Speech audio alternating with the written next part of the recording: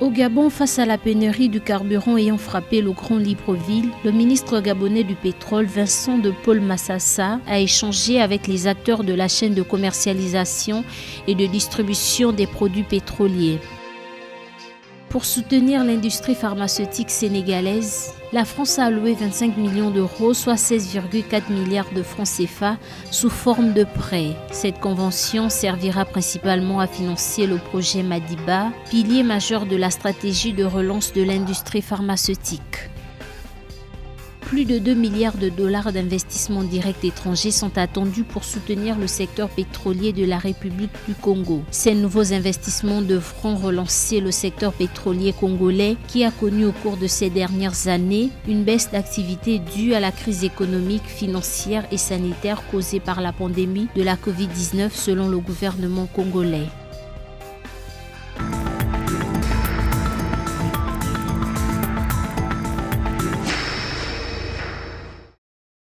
Depuis quelques jours, les populations du Grand Libreville au Gabon subissent de plein fouet l'absence du carburant. Face à la pénurie du précieux liquide, le 16 juin 2022, le ministre du Pétrole, Vincent de Paul Massassa, a rassemblé les acteurs de la chaîne de commercialisation et de distribution des produits pétroliers pour expliquer les raisons de cette pénurie. La réunion a également servi de cadre pour la mise en place des mesures pour réglementer l'approvisionnement du Gabon. Il faut comprendre que dans la chaîne, il y a déjà l'opérateur national, la Sogara, qui raffine, mais une partie des volumes qui sont vendus sont également importés parce que Sogara n'arrive pas à satisfaire les besoins du marché national. Pour ces volumes qui sont importés, ils doivent être payés et lorsque les fonds ne sont pas versés à temps, les fournisseurs rechignent à nous livrer. Si les stations-service du Grand Libreville semblent avoir été ravitaillées, le gouvernement gabonais entend mettre en place différentes stratégies pour éviter le désordre urbain. C'est aussi l'occasion de mener une vaste campagne de sensibilisation auprès des acteurs de la chaîne sur les préventions face à ce type de situation. On est quand même à un moment de tension avec les conflits ukrainiens qui expliquent le fait que aujourd'hui le carburant devient de plus en plus rare, tout en sachant aussi que l'OPEP est en train malheureusement de réduire sa production. Donc on a quand même une certaine insuffisance de la production de pétrole dans ce monde en ce moment. En mai 2022, la société gabonaise d'entreposage de produits pétroliers avait démenti des informations qui circulaient sur la toile évoquant une pénurie de carburant qui pourrait paralyser Libreville. À travers la rencontre organisée par le ministre du Pétrole, le gouvernement gabonais entend faire preuve de transparence concernant l'approvisionnement et la distribution des produits pétroliers au sein du pays d'Afrique centrale.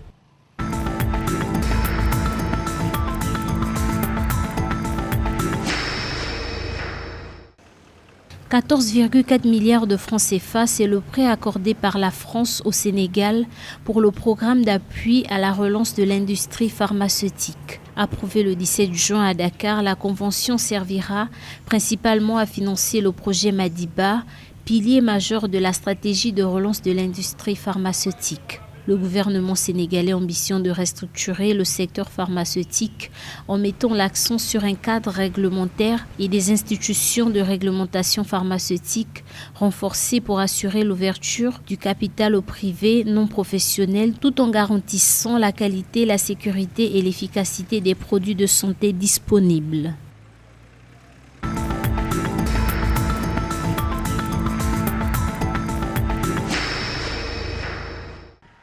Pour soutenir son secteur pétrolier, la République du Congo attend plus de 2 milliards de dollars d'investissements directs étrangers.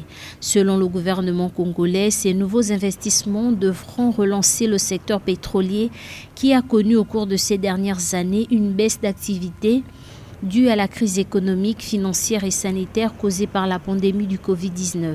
L'objectif est de stopper le déclin tendanciel de la production, mais de l'augmentation, afin de générer des ressources additionnelles et nouvelles au soutien du financement du Plan national de développement 2022-2026.